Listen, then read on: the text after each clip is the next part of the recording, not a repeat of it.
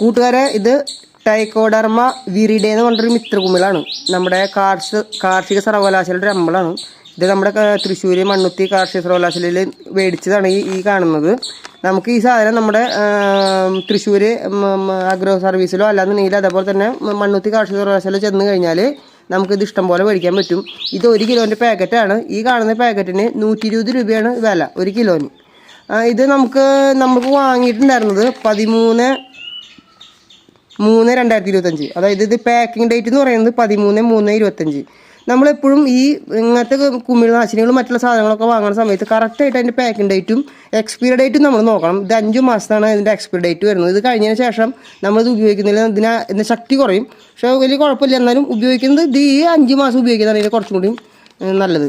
ഇത് എങ്ങനെ ചെയ്യണമെന്ന് ഞാൻ പറഞ്ഞുതരാം. ഇത് ശരിക്കും പറഞ്ഞു കഴിഞ്ഞാൽ 90 കിലോ ചാണകപ്പൊടി, അതായത് നല്ല ഉണങ്ങിയ ചാണകപ്പൊടിയല്ല, ഒരു മിനിപ്പിന് നനവുള്ള ഒരു ചാണകപ്പൊടി.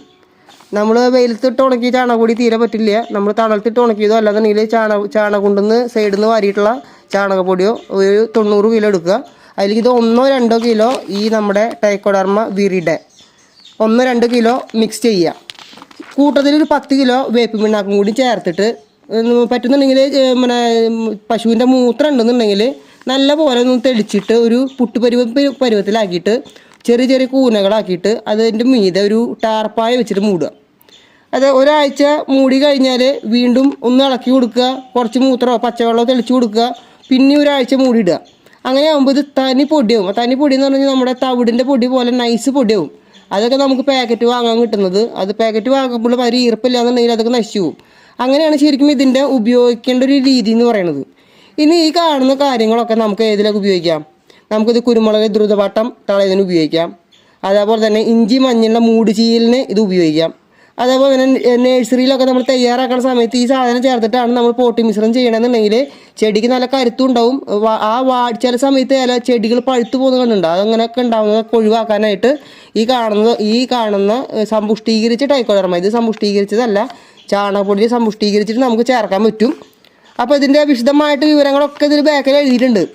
പിന്നെ ഈ സാധനം നമ്മൾ മേടിച്ച് കൊണ്ടുവന്നു കഴിഞ്ഞാൽ കറക്റ്റായിട്ട് ടൈറ്റാക്കി അടച്ച് വെച്ച് കെട്ടി വയ്ക്കണം. ഇത് എവിടെയൊക്കെ വയ്ക്കണം? സാധാരണ രീതിയിൽ നമ്മൾ രാസവളങ്ങൾ, അതേപോലെ തന്നെ നമ്മുടെ വീട്ടിൽ കുമ്മായം, അതേപോലെ തന്നെ നമ്മുടെ ചാണകപ്പൊടി പിന്നെയും പ്രശ്നമില്ല.